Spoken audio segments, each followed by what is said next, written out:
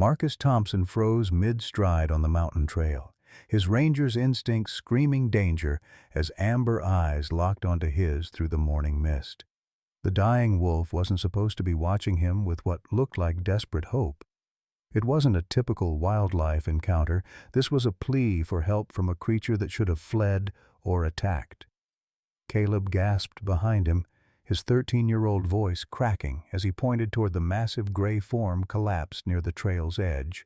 Noah stumbled backward, his water bottle clattering against the rocks as 3 tiny wolf cubs emerged from the underbrush, whimpering.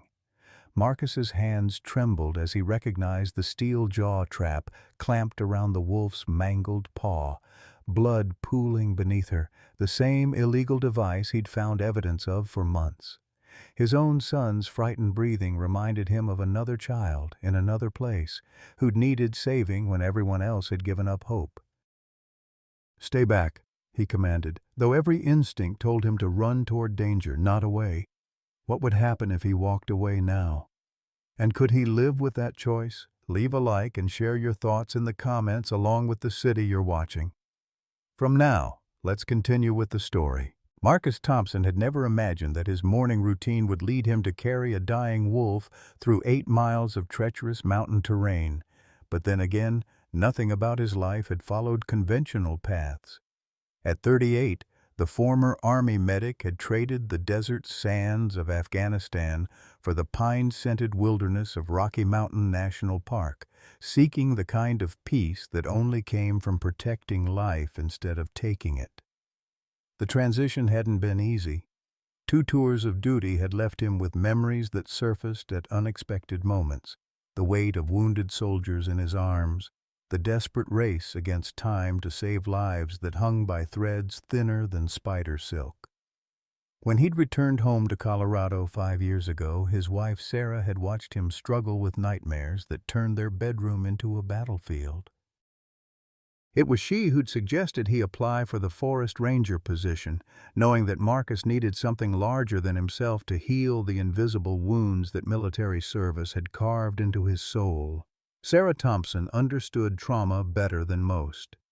As a trauma nurse at Pine Ridge General Hospital, she'd spent 15 years witnessing the fragile line between life and death, learning to read the subtle signs that determined whether someone would see another sunrise. Her medical background had proven invaluable when Marcus brought home injured wildlife, a practice that had started accidentally when he'd found an injured hawk during his first week on the job. What began as a single rescue had evolved into an unofficial wildlife rehabilitation effort that their sons, Caleb and Noah, had embraced with the natural empathy that children possess before the world teaches them to fear what they don't understand. Caleb, now 13, had inherited his father's protective instincts and his mother's gentle touch with wounded creatures. The boy could calm a frightened animal with nothing more than his voice and patience, a gift that never ceased to amaze Marcus. 10-year-old Noah, meanwhile, possessed an encyclopedic knowledge of wildlife facts that he'd absorbed from countless nature documentaries and library books. Together, the Thompson family had created an unusual household where injured raccoons recovered in bathroom kennels and orphaned deer fawns learned to walk again in their backyard. The ranger station where Marcus worked covered 50 square miles of some of Colorado's most rugged terrain. His daily patrols took him through dense pine forests and across rocky outcrops that rose 8,500 feet above sea level, monitoring wildlife populations and watching for signs of illegal hunting activity. It was solitary work that suited his temperament, allowing him the space to process his military experiences while contributing something meaningful to the world. This particular October morning had started like any other, with Marcus preparing for a weekend family hike that combined his work duties with quality time with his sons. Sarah had sent them off with packed lunches and warnings about weather changes, never imagining that they'd return with 3 wolf cubs and a story that would challenge everything their small mountain community believed about the relationship between humans and the wild creatures that shared their world.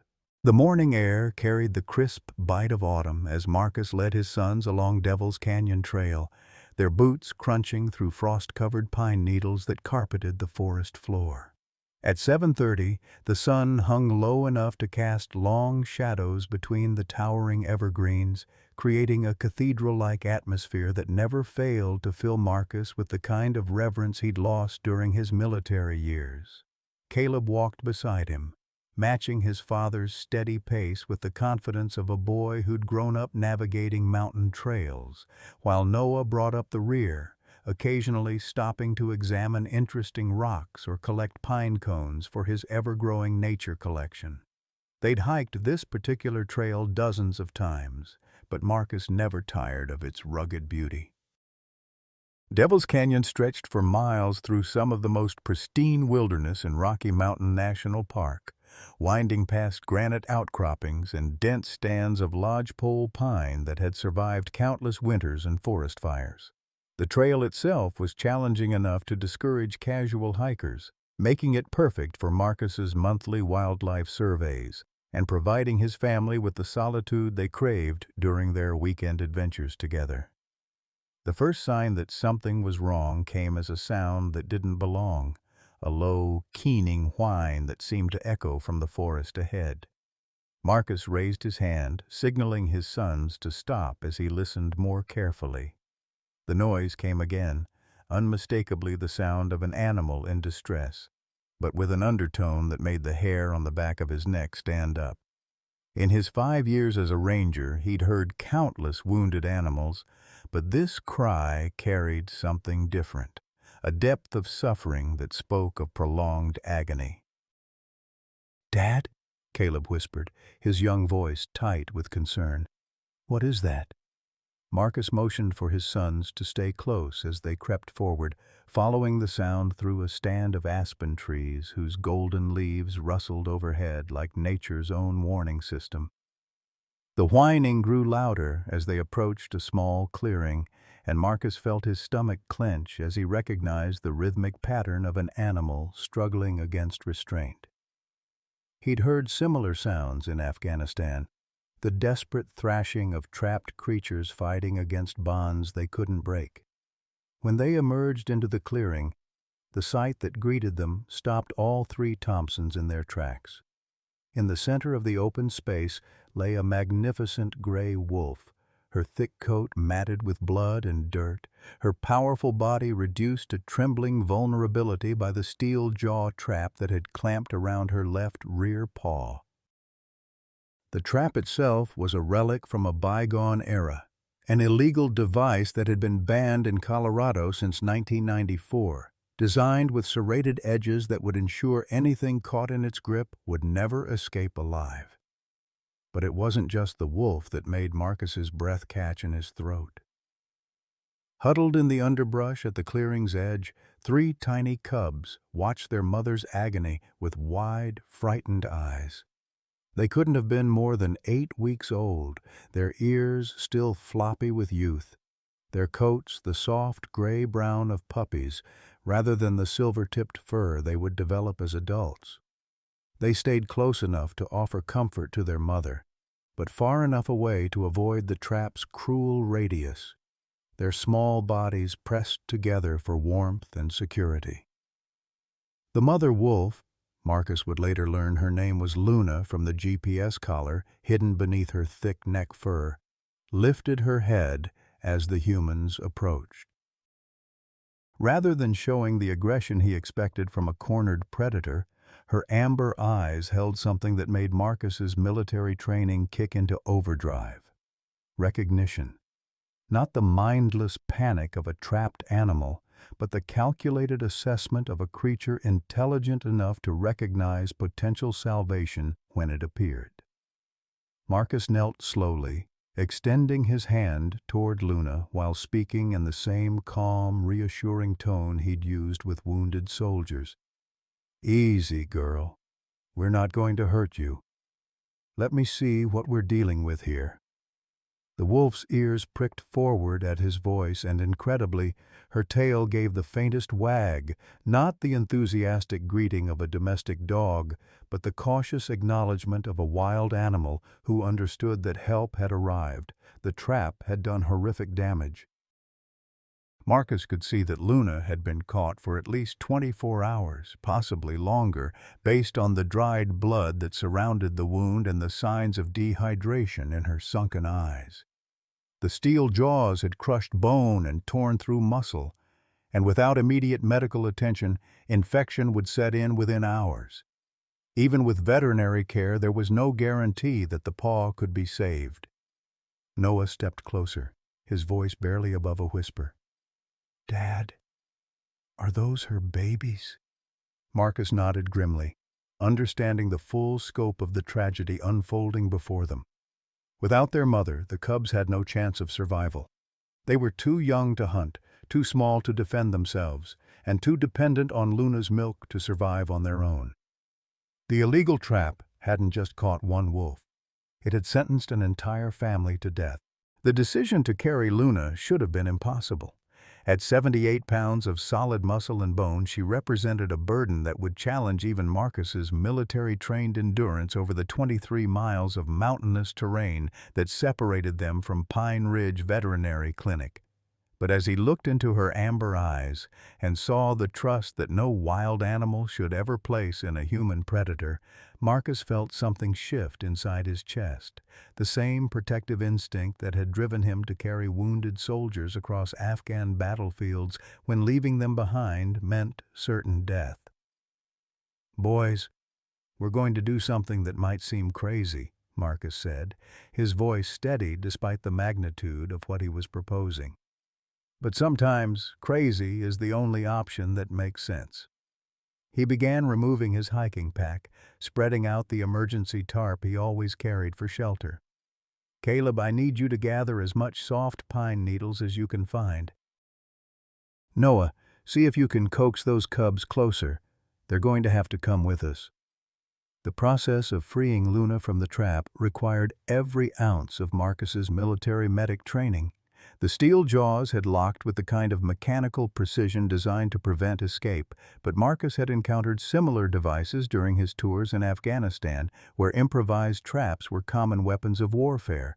Using his multi-tool and a technique he'd learned from explosive ordnance disposal specialists, he managed to release the pressure mechanism while Luna remained surprisingly still, as if she understood that any movement could worsen her injuries.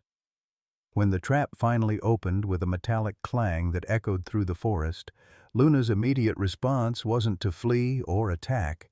It was to lick Marcus's hand with a gentleness that defied every instinct a wild predator should possess. The gesture lasted only seconds, but it created a bond that would define everything that followed. Marcus wrapped Luna carefully in the tarp, creating a makeshift stretcher that distributed her weight across his shoulders and back, then secured it with climbing rope in a configuration he'd used to evacuate casualties from remote mountain positions in Afghanistan. The cubs presented their own challenge. Too young to keep pace with adult hikers over such distances, they would need to be carried as well. Caleb, with the confident competence of a boy raised in the wilderness, fashioned a sling from his jacket that could hold two of the smallest cubs against his chest. Noah, determined not to be left out of the rescue effort, insisted on carrying the third cub in his backpack, leaving air holes and cushioning the bottom with his spare clothes. The first hour of the journey tested everyone's resolve. The trail down from Devil's Canyon required navigating steep switchbacks and loose rock that made every step treacherous under normal circumstances. With Luna's added weight pressing against his back, Marcus felt his old Afghanistan injury, a compressed disc from a roadside bomb blast, begin to flare with familiar pain. But the steady rhythm of Luna's breathing against his shoulder and the occasional movement of her head to track her cub's location provided motivation that transcended physical discomfort. By the second hour, they had reached Cascade Creek, a fast-moving stream that normally required nothing more than a careful hop across the stepping stones that nature had conveniently provided. With his altered center of gravity and Luna's weight affecting his balance, Marcus approached the crossing with military precision, testing each stone before committing his full weight. Halfway across, Luna suddenly tensed, her ears pricking forward at the sound of rushing water. For a moment, Marcus feared she might panic and struggle, potentially sending them both into the icy current. Instead, she pressed closer against his back, a gesture of trust that nearly brought tears to his eyes. The third and fourth hours blurred together in a haze of determination and growing concern. Luna's breathing had become shallower, and Marcus could feel her body temperature dropping despite the insulation provided by the tarp. Twice, he stopped to check her pulse and adjust her position, each time finding her amber eyes tracking his movements with an alertness that seemed impossible given her condition. The cubs, meanwhile, had settled into their makeshift carriers with the adaptability of young animals, occasionally whimpering for their mother but generally trusting in the strange humans who had suddenly taken charge of their survival. During the fifth hour, they encountered their first other hikers, a middle-aged couple from Denver who were ascending the trail with professional-grade photography equipment. The woman's face went pale when she saw Marcus carrying what was obviously a large predator, and her husband immediately reached for his phone to call park services. "Sir, you can't remove wildlife from the park," the man said, his voice carrying the authority of someone accustomed to being obeyed. "That animal could be rabid, or it could attack you. You're putting your children at risk." Marcus paused, feeling Luna's weight settle more heavily against his back as he fought to control his temper. "This wolf has been caught in an illegal trap for at least a day," he replied evenly. "Without medical attention, she'll die, and so will her cubs. I'm a trained ranger and a former military medic. I know what I'm doing." The couple's concern was understandable, even admirable in its way, but Marcus couldn't afford to be delayed by well-meaning interference. After a brief but tense exchange, he continued down the trail, leaving the photographers to their debate about whether his actions constituted heroism or reckless endangerment. The encounter, however, served as a reminder of the controversy that would likely follow once word of the rescue spread through their small mountain community. By the sixth hour, Marcus's back was screaming with pain, and his legs had begun to shake with exhaustion. Luna's breathing had become so shallow that he had to stop every few minutes to make sure she was still alive. But something remarkable had happened during their shared ordeal. The cubs had begun responding to human voices, particularly Caleb's gentle reassurances, in ways that suggested an intelligence and adaptability that would prove crucial in the days to come. Dr. Rebecca Martinez had been treating wildlife for 15 years, but she'd never seen anything like the procession that arrived at her clinic that October afternoon. Marcus Thompson, whom she knew by reputation as one of the park's most dedicated rangers, stumbled through her doors carrying what appeared to be a dying wolf wrapped in a blood-soaked tarp, followed by his two sons who were cradling wolf cubs like precious cargo. The sight should have terrified her. Wild wolves were apex predators after all, but something about the scene struck her as profoundly moving rather than dangerous. "Get her on the examination table," Dr. Martinez commanded, her professional instincts overriding any concerns about protocol.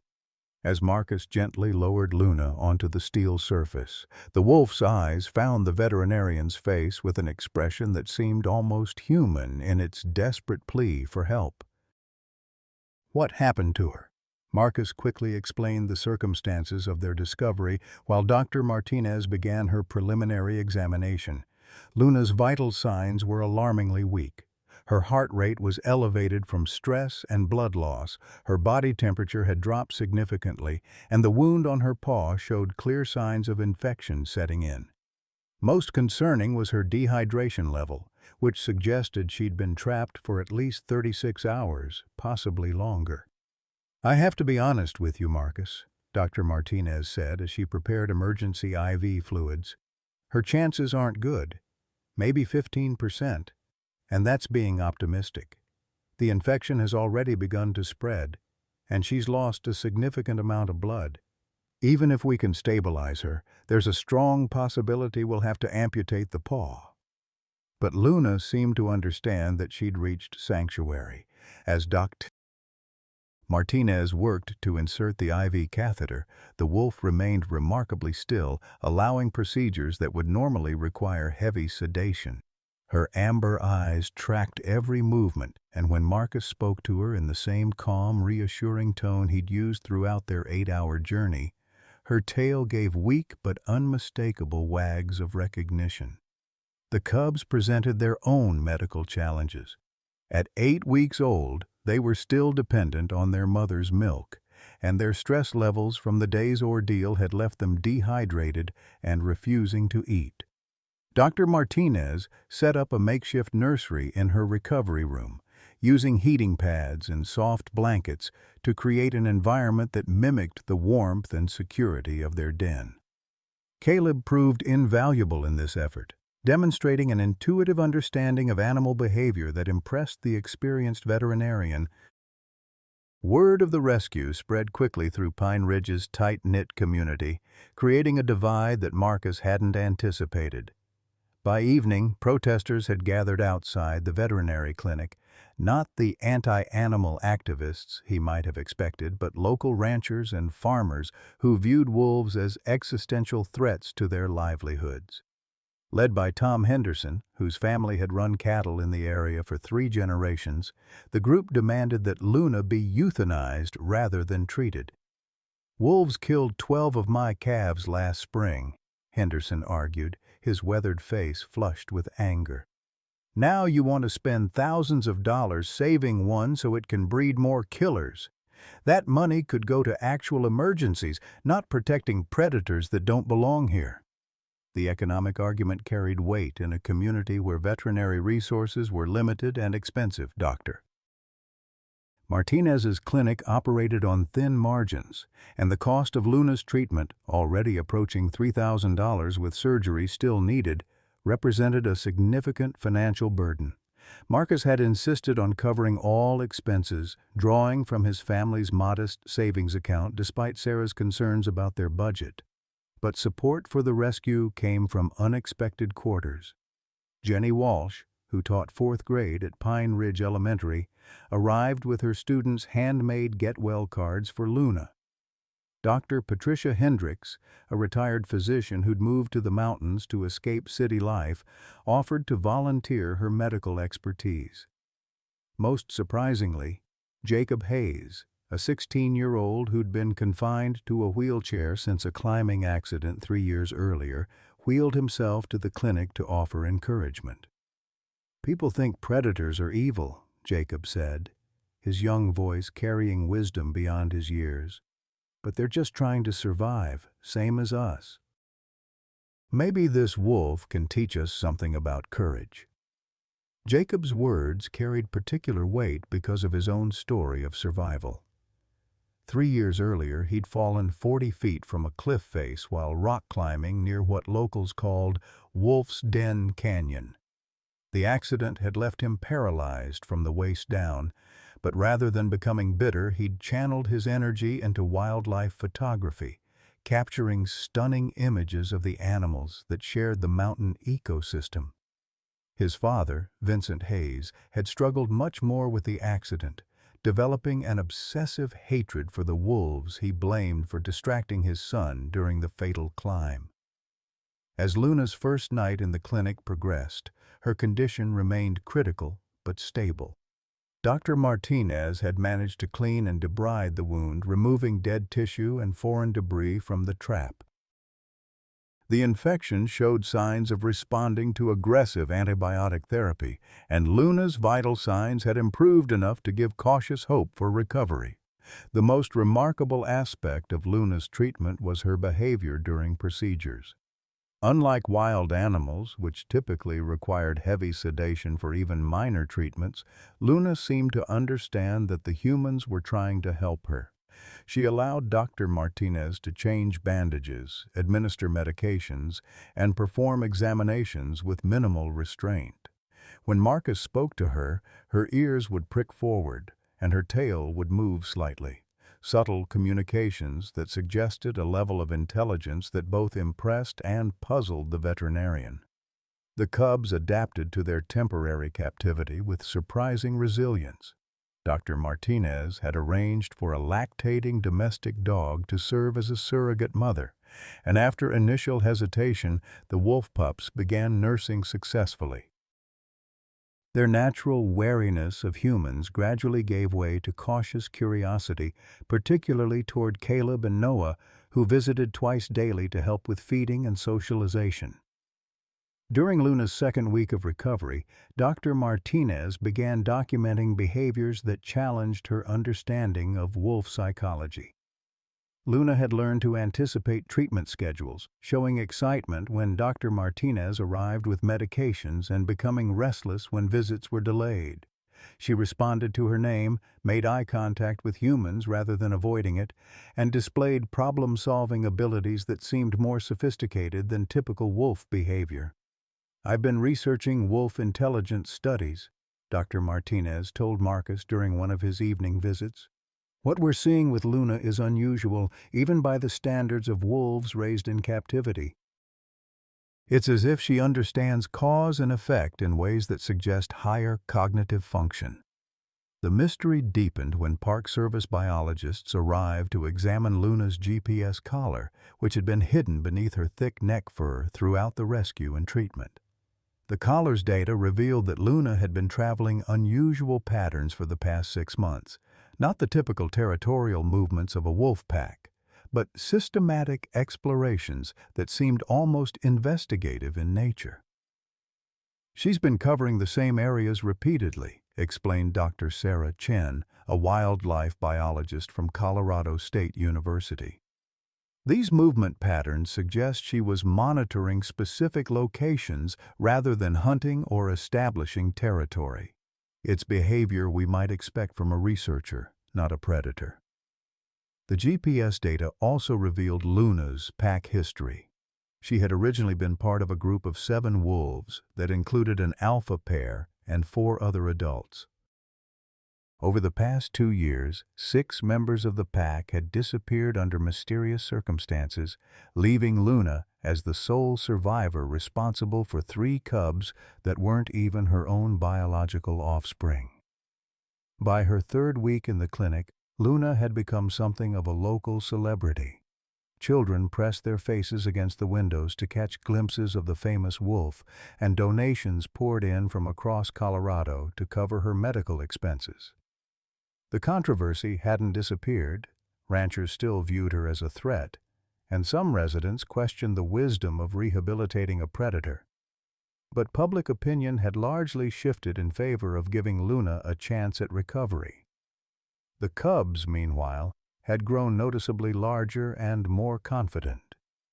They played with donated toys, explored their enclosure with typical puppy curiosity, and had begun responding to basic commands from their human caretakers. Their adaptation to human contact was remarkable, suggesting that early exposure to kind treatment had overcome their natural fear responses. As Luna's physical healing progressed, Dr. Martinez began planning for the next phase of her recovery. The question of where to release a wolf whose pack no longer existed presented complex challenges that would require coordination between multiple agencies and careful consideration of both Luna's needs and community concerns. The morning of Luna's release dawned crisp and clear, with autumn sunlight filtering through pine branches in golden shafts that seemed to promise new beginnings. After 6 weeks of intensive rehabilitation, Dr. Martinez had declared Luna medically fit for return to the wild, though the wolf would carry permanent reminders of her ordeal, a slight limp from her damaged paw, and a wariness that hadn't existed before her encounter with human cruelty. The chosen release site lay 25 miles from any human habitation, in a valley where elk herds provided natural prey and water sources flowed year-round. Marcus arrived at the clinic before sunrise, accompanied by Sarah and the boys, all of them carrying the mixture of joy and sadness that comes with letting go of something precious. Luna had become more than a rescued animal during her recovery. She'd become a symbol of resilience and trust that had touched everyone involved in her care. The wolf's remarkable intelligence and gentle nature had challenged preconceptions about predators, creating bonds that would be difficult to sever. Dr. Martinez had invited a small documentary crew to film the release, hoping to use Luna's story to educate the public about wildlife conservation and the illegal trapping that continued to threaten Colorado's wolf population. The footage would also serve as legal documentation, protecting all involved from potential accusations of improper wildlife handling. Representatives from the Colorado Parks and Wildlife Department were present to ensure compliance with regulations, along with two armed rangers whose presence felt uncomfortably like security rather than protection. The cubs, now healthy 12-week-old pups with thick coats and bright eyes, tumbled playfully in their transport carriers, unaware that they were about to face the greatest challenge of their young lives. They had adapted remarkably well to human contact during their rehabilitation, but their survival would ultimately depend on their ability to reconnect with their wild instincts under Luna's guidance. Dr. Martinez had spent considerable time ensuring they retained their natural fear responses while building enough trust to accept help when needed. As the convoy of vehicles wound through mountain roads toward the release site, Marcus found himself wrestling with unexpected emotions. Luna's recovery had become deeply personal for his entire family. Sarah had volunteered countless hours assisting with medical care, Caleb had helped socialize the cubs, and Noah had documented their progress with detailed journals and photographs. The wolf's trust had been a gift that none of them had expected, and releasing her felt like saying goodbye to a family member.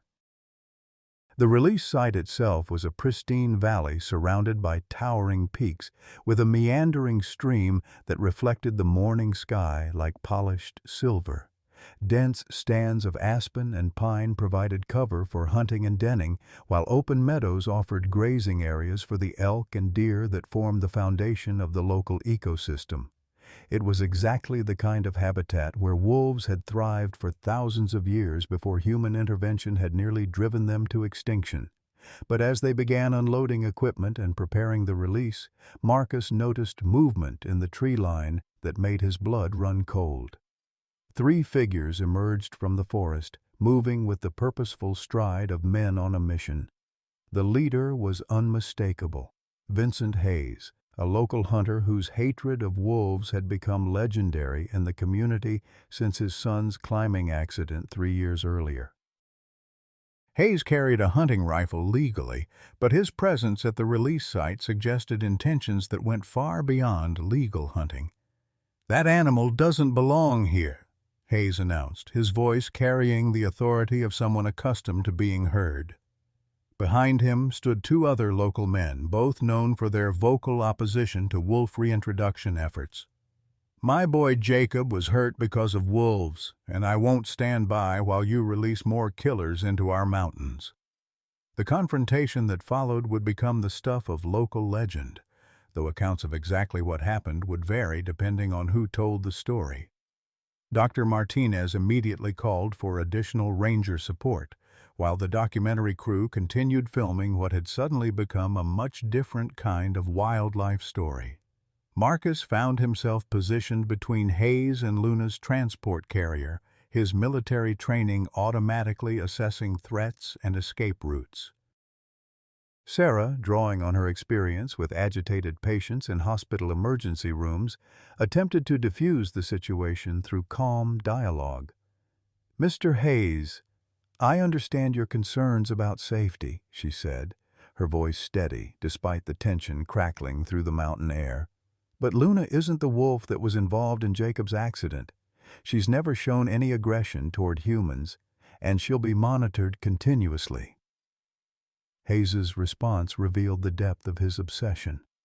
"All wolves are killers," he declared, raising his rifle slightly. "They hunt in packs, they attack without warning, and they target the vulnerable. My son fell because he was distracted by wolf sounds while he was climbing. If there hadn't been wolves in that canyon, Jacob would still be walking today. It was at this critical moment that an unexpected voice cut through the tension. "Dad, that's not what happened." Jacob Hayes wheeled his chair into the clearing, having somehow navigated his wheelchair across rough terrain to reach the release site. His presence shocked everyone, but none more than his father, who lowered his rifle in stunned disbelief. "Jacob, what are you doing here? How did you—" "I followed you," Jacob interrupted, his 16-year-old voice carrying a maturity forged by years of physical challenges. "And I can't let you do this based on a lie I helped create." The young man's next words would change everything. "The wolves didn't cause my accident, Dad. I fell because my climbing rope was frayed. I knew it was damaged, but I used it anyway because I wanted to prove I could handle the difficult route. I've been letting you blame the wolves because I was too ashamed to admit I made a stupid, preventable mistake." The silence that followed Jacob's confession seemed to stretch for hours, though it probably lasted only seconds. Vincent Hayes stood frozen, his rifle hanging forgotten in his hands, as 3 years of misdirected anger and grief crashed down around him. His crusade against wolves had been built on a foundation of lies, not malicious deception, but the protective instincts of a father who couldn't bear to blame his injured son for his own poor judgment. Luna, as if sensing the shift in emotional energy, began pacing restlessly in her carrier. Her amber eyes tracked the humans surrounding her with the intense focus of a predator assessing a complex situation. The cubs, picking up on their adoptive mother's tension, pressed closer together in their own container, their small bodies trembling with anxiety they couldn't understand. Dr. Martinez seized the moment to address Hayes directly. "Vincent, I know you're hurting," she said, her veterinarian's training in dealing with distraught pet owners evident in her approach. "But Luna isn't your enemy. She's a mother who nearly died protecting her cubs, just like you'd do anything to protect Jacob. Maybe instead of seeing her as a threat, you could see her as another parent trying to keep her family safe." The transformation that followed wasn't immediate or dramatic. Real change rarely is. But something fundamental shifted in Vincent Hayes's expression as he looked from his son to the wolf carrier and back again. The rigid anger that had defined him for 3 years began to crack, revealing the grief and guilt that had been festering beneath his quest for vengeance. "I thought if I could eliminate the wolves, I could somehow undo what happened," Hayes admitted, his voice barely above a whisper. "I thought I could fix things by finding something to blame besides myself for not checking that rope, for not being there to prevent the fall, for not being the father who could protect his son from everything." Jacob wheeled his chair closer to his father, reaching up to take the rifle from hands that had begun to shake. "You can't fix my legs by killing wolves, Dad, but maybe you can fix us by learning to let go of the anger that's been eating you alive." The release proceeded without further incident, though the emotional weight of the Hayes family's reconciliation hung over the valley like morning mist. Luna emerged from her carrier with characteristic caution, testing the air with her keen nose and scanning the forest for potential threats. The cubs followed more tentatively, staying close to their adoptive mother while exploring their new environment with typical puppy curiosity. As the human observers retreated to a respectful distance, Luna began exhibiting behaviors that surprised even the wildlife biologists present. Rather than immediately disappearing into the forest as most released animals did, she seemed to be systematically exploring the valley, moving in patterns that suggested she was memorizing landmarks and escape routes. Her intelligence, which had been evident throughout her rehabilitation, now manifested as strategic thinking that bordered on the uncanny. The documentary crew captured the moment when Luna finally led her cubs into the tree line, but not before turning back toward the humans one final time. Her amber eyes found Marcus across the meadow, and for a long moment, predator and protector regarded each other with mutual respect. Then she was gone, vanishing into the wilderness with the fluid grace of an animal returning to its rightful home. The phone call came at 2:30 in the morning, 48 hours after Luna's release, jolting Marcus from the deepest sleep he'd enjoyed in weeks. Sheriff Tom Morrison's voice carried the grim weight of delivering news that no one wanted to hear, especially to a man who'd invested his heart and savings in saving a life that now hung in the balance once again. "Marcus, I'm sorry to wake you, but we've got a situation with your wolf," Morrison said, his words careful and measured in the way that police officers learn when breaking bad news to families. "Luna's been found shot, about 2 miles from the release site. She's alive, but barely. Dr. Martinez is already en route to the scene." The drive to the emergency location passed in a blur of headlights cutting through mountain darkness and Sarah's steady voice on the phone, coordinating with the veterinary team while Marcus fought to keep his pickup truck on roads that seemed determined to slow his desperate journey. Caleb and Noah sat silent in the back seat, their faces pale with the kind of shock that comes when children first confront the reality that good intentions don't always protect innocent creatures from human cruelty. The scene that greeted them at the roadside staging area looked like a crime scene from a movie, complete with sheriff's deputies, emergency floodlights, and Dr. Martinez's mobile veterinary unit parked at odd angles on the mountain road. Luna lay motionless on a backboard stretcher, her gray coat matted with blood from 2 rifle wounds, one through her shoulder, another that had grazed her neck, missing her jugular vein by inches that had made the difference between life and death. The shots came from approximately 400 yards, Deputy Sarah Chen explained to Marcus while Dr. Martinez worked frantically to stabilize Luna's vital signs. Professional distance shooting, high-powered rifle, probably .308 caliber based on the ballistics. This wasn't random. Someone specifically targeted her. Dr. Martinez looked up from her patient long enough to deliver a devastating assessment. "She's lost a lot of blood, and the shoulder wound has shattered her left scapula. Even if we can save her life, she may never hunt successfully again. For a wild wolf, that's essentially a death sentence." Her hands continued working as she spoke, inserting IV catheters and administering emergency medications with the efficient precision of someone fighting time itself.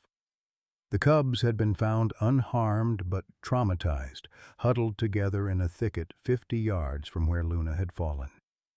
Their distressed whimpering filled the night air as wildlife officials prepared to transport them back to the rehabilitation facility, their brief taste of freedom cut short by violence they couldn't understand. Marcus knelt beside their carrier, speaking to them in the same gentle tone he'd used throughout their recovery, though his voice now carried the brittleness of a man watching his deepest beliefs about justice and compassion being tested by harsh reality. As Dr. Martinez prepared Luna for emergency transport to the veterinary college in Fort Collins, the only facility equipped for the complex surgery that might save her life, Sheriff Morrison delivered news that made the night even darker. "We've got security footage from the Forest Service research station about a mile from the shooting site," he reported, holding up a tablet displaying grainy black and white images. The shooter was someone who knew exactly where to position himself for a clear shot. This was planned, professional, and personal. The footage showed a figure in hunting camouflage moving through the forest, with the confident stride of someone intimately familiar with the terrain. The shooter had positioned himself on a rocky outcrop that provided a clear field of fire across the valley where Luna had been exploring with her cubs, suggesting surveillance that had tracked the wolf family's movements for hours or possibly days. Most disturbing was the deliberate nature of the attack. The shooter had taken time to set up the perfect shot, indicating this was an execution rather than a crime of passion. During the 2-hour drive to Fort Collins, with Luna fighting for life in Dr. Martinez's mobile surgery unit, Marcus found himself confronting emotions he hadn't experienced since his military service. The same protective rage that had driven him to carry wounded soldiers to safety now focused on a wolf who had trusted him enough to accept help from the species that had tried to destroy her. The randomness of violence that had shaped his experience in Afghanistan was being replayed in the Colorado mountains, shattering his belief that civilian life offered refuge from senseless brutality. The emergency surgery at Colorado State University's Veterinary Teaching Hospital lasted 6 hours, with Dr. Martinez working alongside a team of specialists who rarely had the opportunity to operate on wild wolves. The shoulder wound required extensive reconstruction, with titanium pins replacing shattered bone fragments and synthetic mesh repairing torn muscle tissue. The neck wound, while less structurally damaging, had caused significant blood loss and required careful suturing to prevent infection.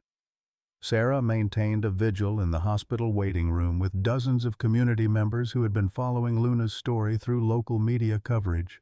Jenny Walsh arrived with her 4th grade class, who had made additional get well cards despite the early morning hour. Vincent Hayes appeared shortly after sunrise, his face drawn with an anguish that seemed to age him years in a single night. Most surprisingly, Jacob Hayes had convinced his grandmother to drive him to the hospital, where he sat in his wheelchair clutching a folder of wildlife photographs he'd taken in the mountains where Luna had been shot. "This is my fault," Vincent told Marcus, his voice hollow with self-recrimination. "My crusade against wolves created an atmosphere where someone thought they could get away with this. I may not have pulled the trigger, but I helped aim the gun." The investigation that followed would eventually reveal the identity of Luna's attacker, Dale Morrison, a 52-year-old military veteran who had been operating an illegal wildlife trafficking network throughout the Rocky Mountain region for the past 5 years. Morrison's operation targeted wolves, bears, eagles, and other protected species, selling their parts to collectors in Asia and Europe through sophisticated online networks that generated millions of dollars in illegal revenue. But Luna represented more than just another target for Morrison's criminal enterprise. The GPS collar she wore contained data that could potentially expose his entire operation, including the locations where dozens of protected animals had been killed over the past several years. Luna's intelligence and unusual behavior patterns had brought her dangerously close to Morrison's base of operations, making her a threat that needed to be eliminated before she could inadvertently lead authorities to his hidden processing facility. As Luna emerged from surgery in critical but stable condition, the full scope of Morrison's crimes began to unfold through evidence discovered at the shooting site. Shell casings matched those found at other illegal killing sites throughout Colorado and Wyoming. Tire tracks led investigators to a remote cabin where they discovered freezers full of bear gallbladders, wolf pelts, and eagle feathers, a wildlife slaughterhouse worth an estimated $2.3 million on the international black market. The tragedy of Luna's shooting had inadvertently exposed one of the largest wildlife trafficking operations in Western history. But the victory came at a devastating cost that left Marcus questioning whether justice truly existed in a world where profit motives could destroy creatures as magnificent and innocent as the wolf who had trusted him with her life. Luna died at 3:47 in the morning on a Thursday, exactly 72 hours after the surgery that everyone had hoped would save her life. Marcus was holding her paw when her breathing stopped, whispering the same words of comfort he'd spoken to dying soldiers in Afghanistan, promises about going home and being remembered and never being forgotten by those who loved them. The heart monitor's steady beep gave way to a flat line that seemed to echo through the intensive care unit like a funeral bell, marking the end of a story that had begun with such hope and determination. Dr. Martinez, who had slept less than 6 hours in the 3 days since Luna's shooting, broke down completely when the resuscitation attempts failed. 15 years of veterinary practice had taught her to maintain professional composure in the face of death. But Luna's case had transcended the boundaries between doctor and patient, becoming something deeply personal that her clinical training hadn't prepared her to handle. The wolf had fought with extraordinary courage, her vital signs improving steadily for the first 2 days before a sudden downturn that suggested internal complications no surgery could address. The autopsy would later reveal that Luna had suffered internal bleeding from organ damage that hadn't been detected during the initial emergency treatment. The high-velocity rifle bullets had created shock waves through her body cavity that had slowly torn blood vessels and damaged tissue in ways that became fatal only after the stress of surgery had pushed her system beyond its limits. Even with the best medical care available, Luna's injuries had simply been too severe for her body to overcome. Marcus's grief was unlike anything he'd experienced since losing his military dog Ranger to an IED explosion in Afghanistan. The wolf had represented something pure in his life, a chance to save an innocent creature without the moral complexities that had haunted his military service. Luna's trust had been absolute and unquestioning, a gift that had helped heal wounds in his own soul that he hadn't even realized were still bleeding. Now, staring at her lifeless form on the examination table, he felt those wounds tearing open again with a pain that threatened to overwhelm his ability to function. The boys took the news with the devastating honesty that children bring to confronting death. Caleb, now 14 and old enough to understand the permanent nature of loss, sat in stony silence for hours before finally asking if Luna had been in pain at the end. Noah, still clinging to childhood's belief that love could overcome any obstacle, repeatedly asked when Luna would wake up, unable to accept that their friend was truly gone. Sarah found herself grieving not just for the wolf, but for her son's innocence, watching them learn lessons about injustice and mortality that no parent wants to teach. The community response to Luna's death surprised everyone with its intensity and scope. The local newspaper ran a front-page obituary complete with photographs from her rehabilitation and release, treating her death with the gravity normally reserved for prominent citizens.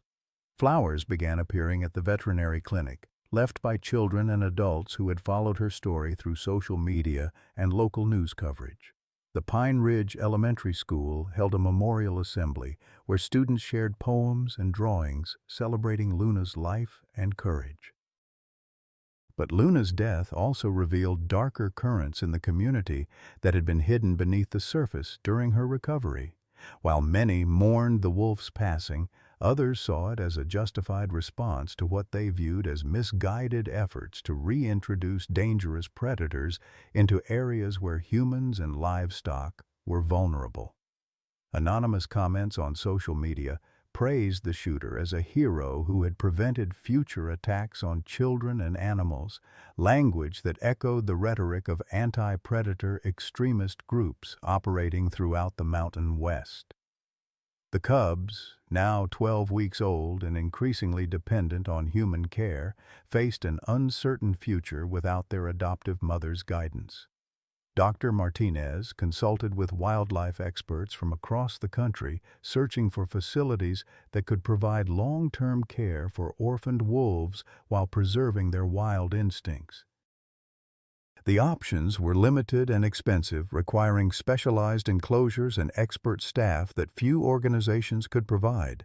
Without Luna's protection and teaching, the cubs would need months or possibly years of rehabilitation before they could survive independently in the wild. 3 days after Luna's death, as Marcus struggled with depression that made it difficult to perform his ranger duties, an unexpected discovery began to shed new light on the tragedy that had claimed her life. While processing evidence from Dale Morrison's illegal trafficking operation, FBI investigators found detailed surveillance footage that revealed Luna's activities in the weeks before her shooting had been far more significant than anyone had realized.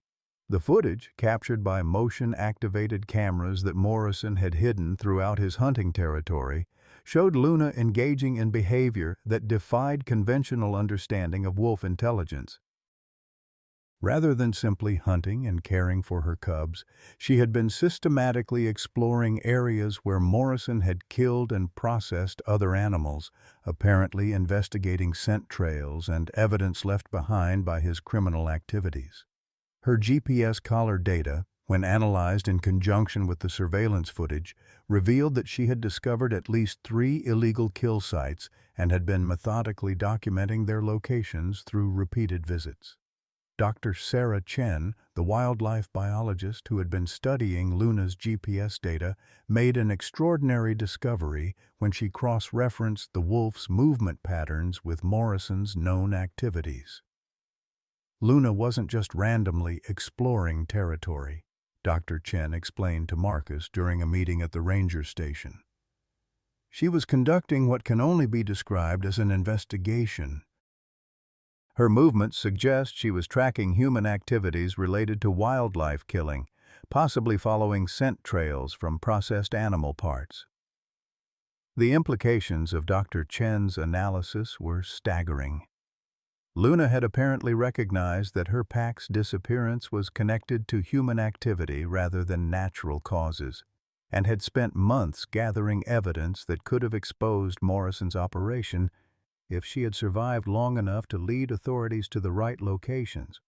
Her unusual intelligence had extended far beyond the problem-solving abilities typically associated with wolves, encompassing what appeared to be deliberate evidence collection and strategic planning.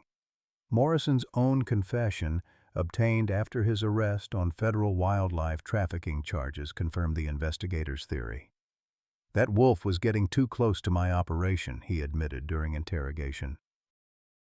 "She kept showing up at sites where I'd processed animals like she was trying to figure out what I was doing.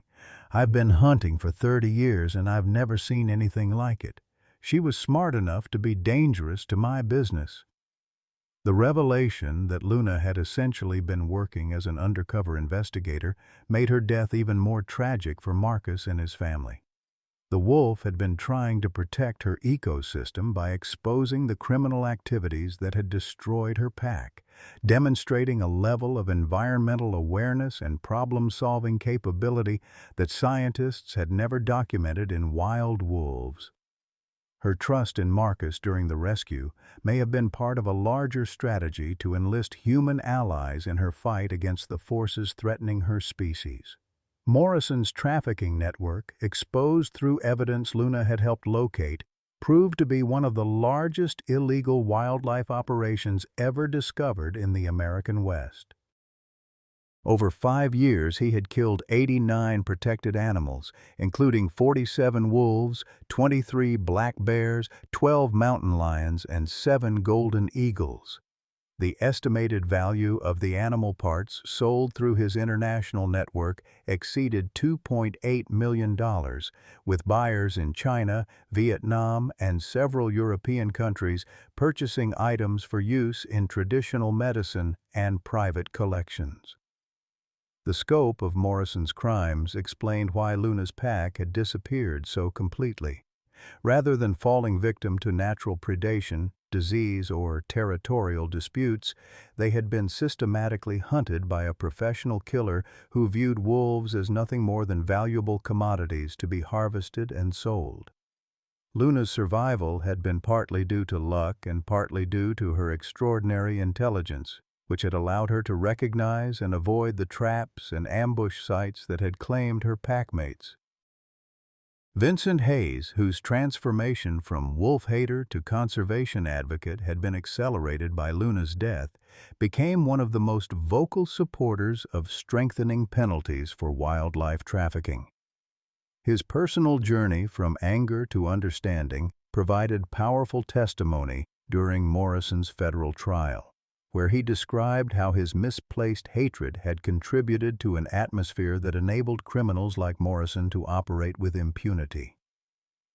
"I spent 3 years blaming wolves for my son's accident," Hayes testified, and my hatred made it easier for real predators like Morrison to destroy innocent animals. Luna died because people like me created a culture where killing wolves was seen as acceptable, even heroic. We need to understand that the real threats to our families and communities come from criminals, not from wolves trying to survive in their natural habitat. The memorial service for Luna, held at the mountain meadow where she had been released, drew over 300 people from across Colorado and neighboring states. Marcus spoke about the lessons Luna had taught about courage, intelligence, and the interconnectedness of all life in the wilderness ecosystem. The cubs, now strong enough to attend the service in portable carriers, seemed to recognize the gathering as something significant, their amber eyes tracking the faces of the humans who had tried to save their adoptive mother. As autumn deepened into winter, and the investigation into Morrison's crimes continued to reveal new evidence of ecological destruction, Marcus found himself changed by his experience with Luna in ways he was still learning to understand. The wolf's death had been a tragedy, but her life had demonstrated possibilities for human-wildlife cooperation that offered hope for the future, even in the face of criminal exploitation and environmental destruction. 6 months after Luna's death, Marcus stood at the edge of Yellowstone National Park's Lamar Valley, watching 3 young wolves explore their new home with the cautious curiosity that had become their defining characteristic. Shadow, Storm, and Spirit, the names Noah had given them during their rehabilitation, had grown into magnificent animals whose intelligence and adaptability continued to amaze their caretakers. At 18 months old, they displayed the physical strength and hunting instincts necessary for survival in the wild. But they also retained something unprecedented in wolf behavior, a tolerance for human presence that suggested Luna's influence had been permanently imprinted on their development. The Yellowstone Wolf Sanctuary had agreed to accept the cubs after months of careful negotiation between wildlife agencies, conservation organizations, and the Thompson family. Dr. Martinez had worked tirelessly to ensure the cubs' placement in an environment that would allow them to live as naturally as possible while acknowledging their unique history with human caretakers. The sanctuary's 200-acre enclosure provided enough space for the cubs to establish territory and develop pack dynamics while remaining accessible to researchers studying their unusual behavioral adaptations. Marcus's own life had undergone transformations that still surprised him when he reflected on the path that had led from a routine morning hike to national recognition as a wildlife conservation advocate. His promotion to Chief Wildlife Protection Officer had expanded his responsibilities beyond routine ranger duties to include training programs for law enforcement personnel dealing with wildlife crimes. The techniques he'd developed for recognizing illegal trafficking operations, based partly on Luna's investigative methods, had been adopted by agencies across the western United States. The children's book Marcus had written about Luna's story, titled The Wolf Who Taught Us Truth, had become a bestseller that introduced young readers to concepts of environmental stewardship and cross-species empathy. The book's success had led to speaking engagements at schools, universities, and conservation conferences, where Marcus shared Luna's story as an example of the intelligence and emotional complexity that existed in wild animals. Publishers had approached him about expanding the story into a full-length memoir, but Marcus preferred to let Luna's legacy speak through his continued work rather than personal celebrity. Sarah had documented the family's journey through Luna's rescue, rehabilitation, and tragic death in a series of articles for wildlife magazines that had brought national attention to the issue of illegal animal trafficking. Her medical background provided credibility to discussions of animal welfare and rehabilitation techniques, while her perspective as a mother dealing with her children's grief had resonated with families struggling to help children understand environmental destruction and species loss. Caleb, now 15, had declared his intention to pursue veterinary medicine with a specialization in wildlife rehabilitation. His natural empathy with injured animals had been refined through volunteer work at Dr. Martinez's clinic, where he assisted with surgeries and recovery care for wild creatures brought in by rangers and concerned citizens. Dr. Martinez had become his mentor, teaching him not just medical techniques, but the philosophical approaches to wildlife care that balanced human intervention with respect for natural processes. Noah, approaching 12, had channeled his grief over Luna's death into becoming a passionate advocate for wildlife protection. His detailed journals documenting Luna's rehabilitation had been compiled into a presentation he'd delivered to school assemblies across Colorado, educating younger children about the importance of predator conservation and the threats posed by illegal trafficking. His ability to explain complex ecological concepts in terms other children could understand had made him a sought-after speaker for environmental education programs. The legal proceedings against Dale Morrison and his trafficking network had concluded with sentences that sent a strong message about the seriousness of wildlife crimes. Morrison himself had been sentenced to 15 years in federal prison and ordered to pay $2.8 million in restitution to wildlife conservation organizations. 12 co-conspirators had received sentences ranging from 3 to 8 years, effectively dismantling one of the largest illegal wildlife operations in American history. The case had established legal precedents that strengthened prosecutors' ability to pursue similar crimes with enhanced penalties. Vincent Hayes had undergone perhaps the most dramatic personal transformation of anyone touched by Luna's story. His journey from wolf hater to conservation advocate had become a powerful testimony to the possibility of changing deeply held beliefs when confronted with new evidence and perspectives. He now volunteered 20 hours per week at wildlife rehabilitation centers, using his hunting knowledge to track injured animals and his personal story to educate other community members about the difference between legitimate wildlife management and criminal exploitation. Jacob Hayes had parlayed his wildlife photography skills into a career documenting conservation success stories throughout the Rocky Mountain region. His photographs of Luna during her rehabilitation had become iconic images used by organizations promoting wildlife protection, while his ongoing documentation of the cub's development at Yellowstone provided valuable research data for scientists studying wolf behavior and intelligence. Despite his physical limitations, Jacob had developed techniques for photographing wildlife from his wheelchair that had earned recognition from National Geographic and other prestigious publications. Dr. Martinez had used the research data collected during Luna's treatment and the cub's rehabilitation to publish groundbreaking studies on wolf intelligence and human-animal bonding.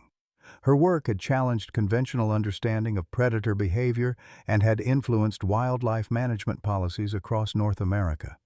The Luna Foundation, established with proceeds from Morrison's asset forfeiture, funded her ongoing research into animal intelligence and provided grants for wildlife rehabilitation facilities throughout the western United States.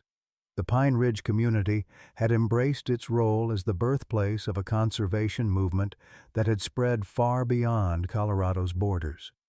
Annual Luna Day celebrations brought thousands of visitors to the small mountain town, generating tourism revenue that supported local businesses while raising awareness about wildlife protection issues.